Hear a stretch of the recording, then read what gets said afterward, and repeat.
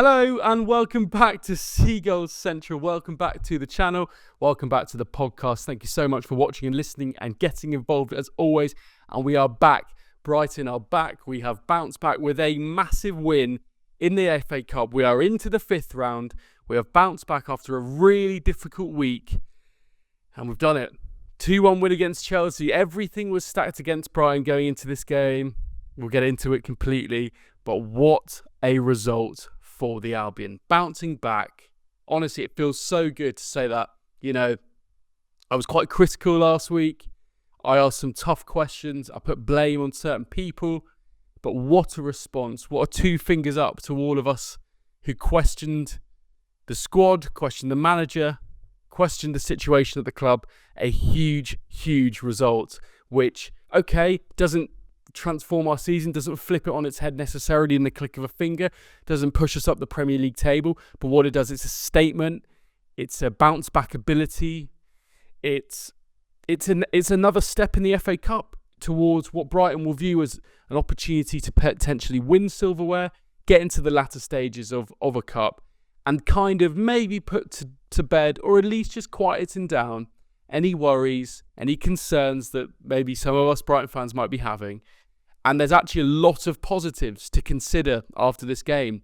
There have been so many good performances, so many good high-quality moments, good tactical decisions, and I think it really speaks to the quality of the squad that we have and the mentality that clearly is running through this squad. You know, 7-0 last weekend against Nottingham Forest. It was spoken about all week across the media. It was spoken about amongst fan bases constantly. A really, really, really difficult result to take. You know, one of the worst results ever in our history. And to come back at the Amex, you know, I went into this game, I'll be completely honest, with pretty low expectations. I thought hurzeler might field a slightly weaker team than he did. And I was kind of expecting Brighton to put out an all right side, but ultimately not be able to do the business. And we'd find ourselves, you know, out of the cup, not making it into the fifth round. But fair play to hurzeler, fair play to the players. He put out a strong side, he put out some very good players, and the players looked up for it. They looked like they wanted to take it to Chelsea. Yes, there were some mistakes.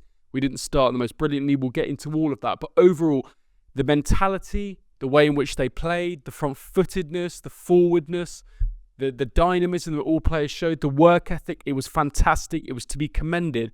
And it was really, really positive after what was a very difficult week for Brighton. So we'll begin with the team. There was only one change from that massive defeat at Nottingham Forest. Jack Hinshelwood, fortunately, was given his midfield partner back in Carlos Baleba.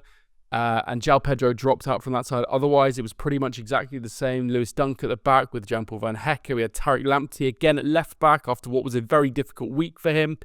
Joel Veltman right back. Minteh right wing, Mitoma left wing, and then Welbeck and Rutter up front, sort of in a 10 and a 9. Even as two strikers, we found Rutter going out wide quite a lot. It was a real dynamic kind of front four in those players, obviously with Hinshelwood and Baleba back together. Now, the headline news there is Baleba back, obviously having been out from that Nottingham Forest game with that minor injury that we were told. Ayeri, who was also out of that game as well with Baleba, was back on the bench for this game against Chelsea.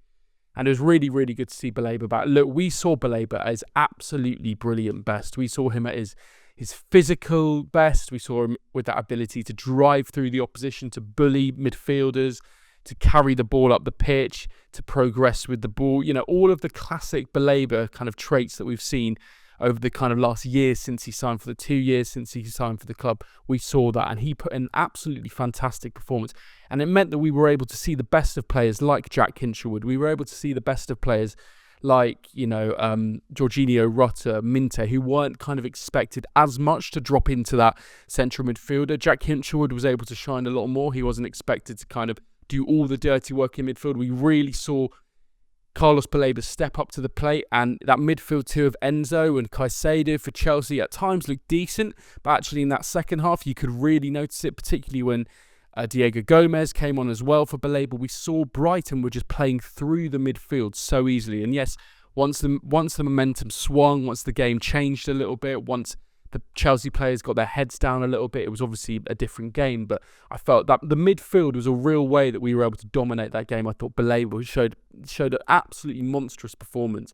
And, with a team like Chelsea, who were known to sniff around for our players, it's obviously a little bit concerning. But it shows the importance of Baleba. And luckily, he was able to come out of the game unscathed with an injury. We got him off in about 70 minutes or so. But a really, really good performance. Now, let's get into the game. Brighton started all right. To be honest, both teams had decent chances at the start of the game. I think both teams looked fairly bright.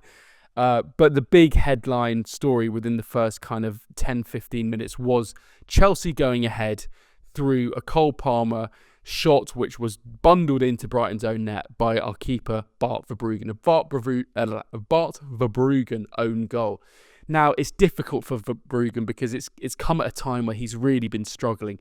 This season, generally, I was really happy when, he was stepping up into that permanent number one position. Obviously, you never want it fully kind of guaranteed, but in terms of competition. But actually, it's good to have your goalkeeper kind of knowing who's going to be playing every week. And I think he's clearly the best goalkeeper at the club, in my opinion. However, this season has been difficult. We've seen it in many, many games. We saw it against Nottingham Forest, obviously giving away that, what would have been 6th or 7th goal, I think it was. We saw it at Fulham as well, giving away goals. And then we see it tonight against Chelsea. There have been many, many games this season where Verbruggen has created errors that have led to goals. I think Brighton are right up there in the leaderboard in terms of unforced errors that have actually led directly to goals. And a fair few of them have come from Bart Verbruggen. Now, look, it's a very, very difficult pill to swallow, that one, because it's a really poor mistake. It's really poor. It's the kind of thing, and I don't mean to sound too kind of reactionary or hyperbolic, but it's the kind of thing you see at Sunday League, and it was really poor. And look, the one thing about Verbruggen that I've always quite liked is his ability to be really clean with his handling. I've always been slightly surprised at that with Verbruggen. Whenever the shots come into it, okay, yes, he's error prone. We can get into that. But that will change. One thing I really like about him and his natural kind of ability is every time a ball struck at him, he's got a real ability for it just to stick to him. Often he won't even have to do the old kind of catch and bounce catch to kind of dead a shot. He can immediately catch balls. He's got that real cleanness to him. And it's ironic, really, because most of the mistakes that we've seen from Verbruggen so far this season have come from him playing out from the back. And this one was actually more around handling, which I think for me is one of his biggest strengths.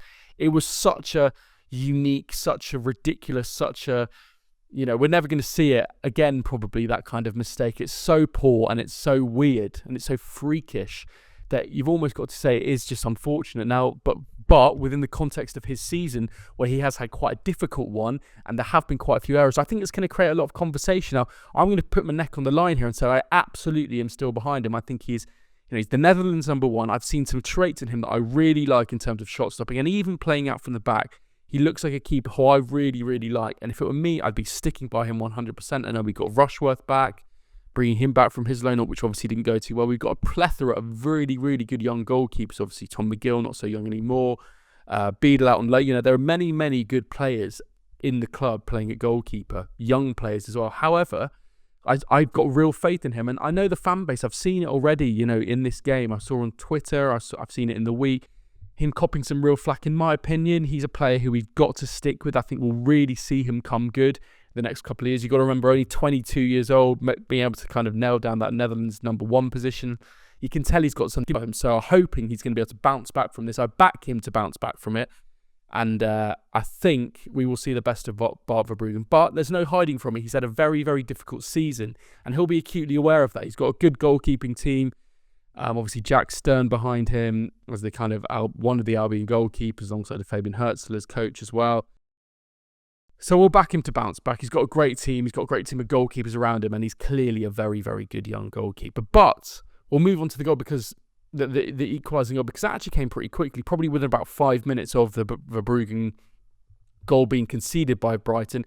And I'll be honest, the goal went in, I did kind of think, oh God, is this going to be the start of another pumping for Brighton? Is it going to be another difficult game where Chelsea get an early goal, and with their quality, with their depth in attack, are they just going to run riot here? Are they just going to cause problems for Brighton all evening?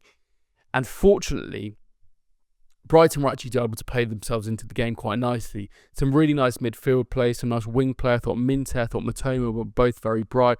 Welbeck was doing his classic Welbeck thing, which we've seen this season. I've got a real vision of it at Man United, of being able to win the ball back high up the pitch and nick the ball off defenders who are struggling in possession a little bit.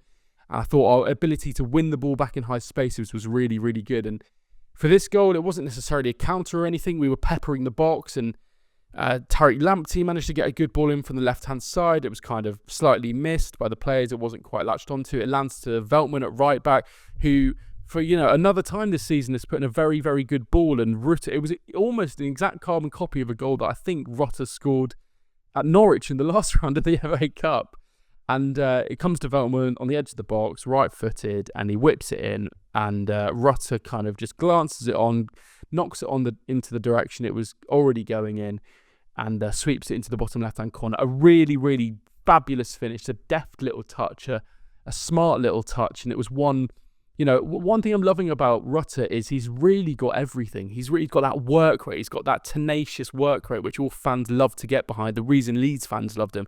He's got the ability to take on players 1v1. He's got that lovely kind of ability with his feet to dribble past players and kind of move forwards and get past his opposition, take players on. But we're seeing it, he's got that finishing ability. He's got that poacher's instinct, which is so crucial. And for a player only 21, 22 years old, you can see now why Brighton paid 40 million for him. Obviously, many questions were asked in the summer by opposition fans, by the Premier League. God, that's a lot of money, even within the club.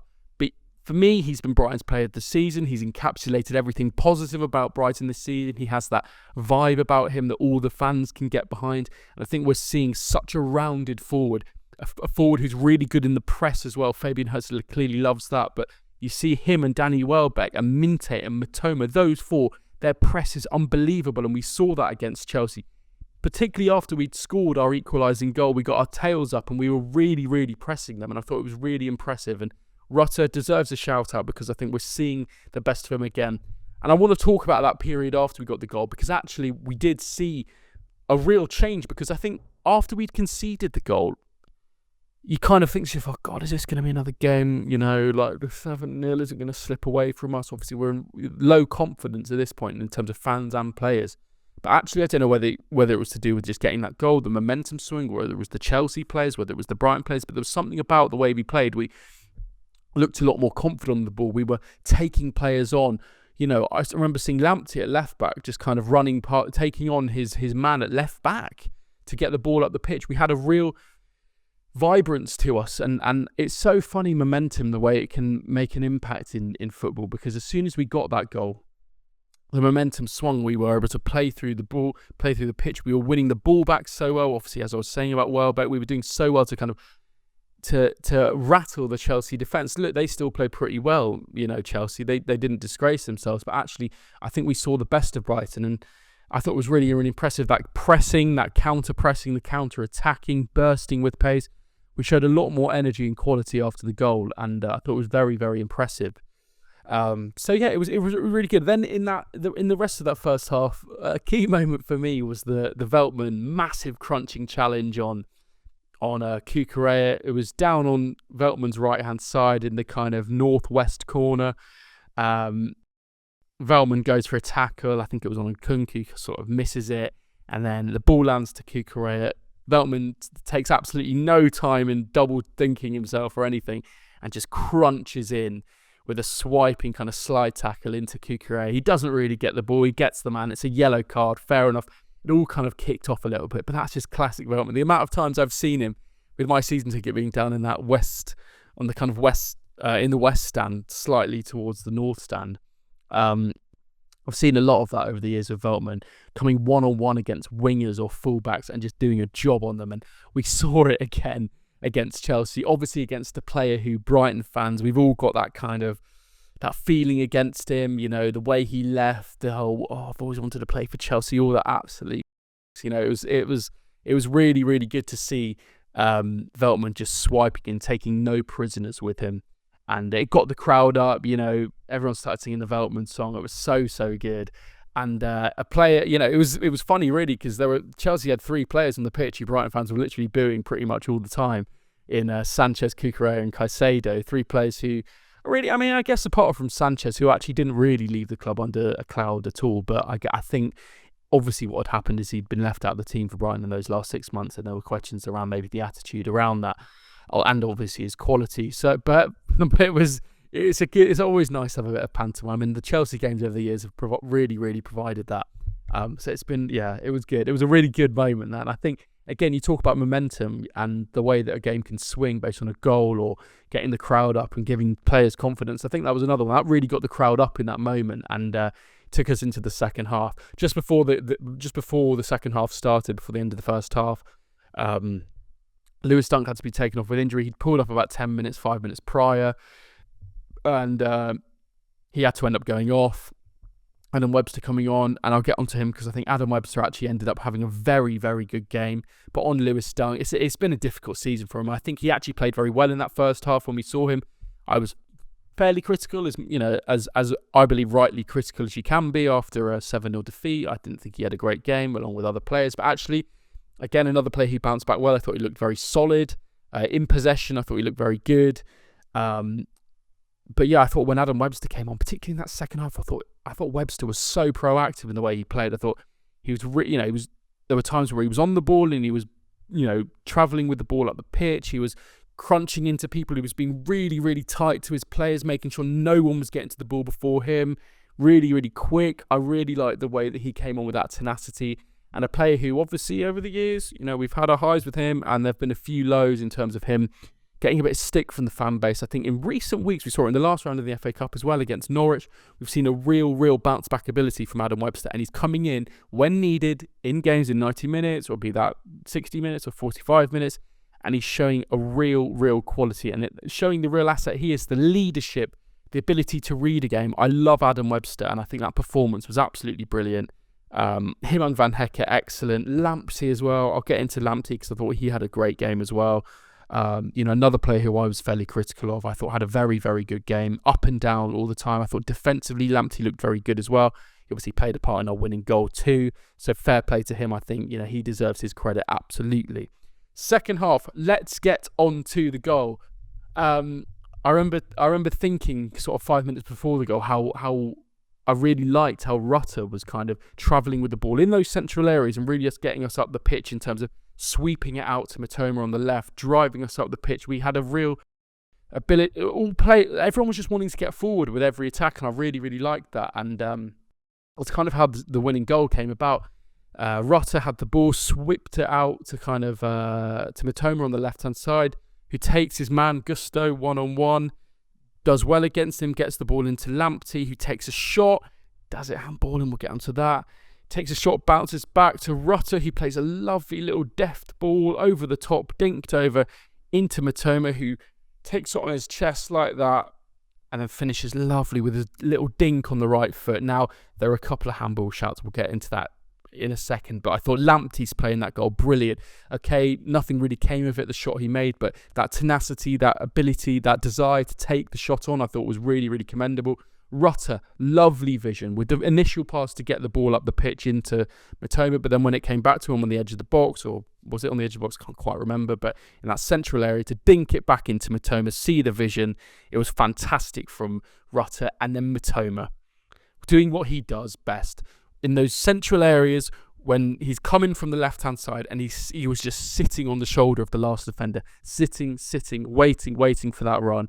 And as soon as the ball played over, he's got that pace to get out there. He's got the best touch in the Premier League on his chest to get it into his path, and then the loveliest little finishing touch. Beautiful, honestly. I feel like I've seen that Karim Mitoma kind of goal. It reminds me of the FA Cup goal I think he got against Liverpool, was it, where he kind of flicked up with one foot, then onto the other, and then that lovely little touch. It's a similar kind of finish, sort of, to that goal, and I thought it was so good. Classic Mitoma, beautiful technique, and just a lovely goal. It kind of looped forever and ever was going to go in the goal, and it did land in, and Cucurella was there sliding in. Oh, it was a lovely moment. And fair play to everyone involved in that goal, because it was a very well-worked goal. Now, look, we can ask our questions, Was there a handball from Tariq Lamptey? Perhaps, probably it would have been ruled out by VAR. Was there a handball from Mitoma? I think less so, but you can maybe argue it was kind of on the edge of that kind of shouldery sleeve aspect of the arm. But with that said, you got to take your chances with no VAR. I thought the whole team, to be fair to him in this whole game, were very good. I noticed speaking to the referee, being the first ones to get over to the referee, even after that Veltman challenge on Cucurella, I noticed he was the first one over to the ref to kind of sweet talk him. And I think, the ref gave the goal, and there was no, offside, anything like that. It was just more like the handball thing. And I think, to be honest, you will feel hard done by if you're Chelsea, but at the end of the day, they had plenty of chances to get back in it. And actually, it was quite refreshing to see a goal kind of going in, just seeing the raw celebrations. And if the ref's given it, the ref's given it. It was quite nice in that sense. But I thought really, really nice attacking play. The way we got up the pitch, fantastic. The way players were taking, the defenders on. Obviously, Minteh was doing that all game as well. But this was an example of Mitoma doing that. And then that kind of lovely technical ability from everyone. I thought it was so impressive. And then really in that second half, I thought it was a real good performance for Brighton in terms of managing the game, but also kind of continuing to create chances. João Pedro came on. I thought he looked very good in his classic ability. I always think back to that Bournemouth goal where he was sat deep and he played it into Mitoma, who went in and scored. He did that a few times, kind of playing lovely balls in behind, kind of defence splitting passes. I, to be honest, thought Chelsea were played through quite easily at times, like a knife through butter. We saw Diego Gomez come on, look like a very, very tidy player. I really liked the way that every action he did was very clean and crisp. He won all of his duels. I thought off the ball he was very smart in the way he got about the pitch. You could see his vision. He was always scanning. I think he looks like a really, really intelligent footballer and a really nice central midfielder in the sense that everything was just nice and polished. Every pass was crisp. Every lofted pass over to the wing was nice. And he had that ability on the ball to kind of switch the play. I really, really liked that about him. I think a very good performance. But it was also a performance from the whole team where everyone had to be switched on. Everyone had to defend. There were still chances going on. And, Verbruggen in the second half had to make a couple of saves. He bounced back well from that.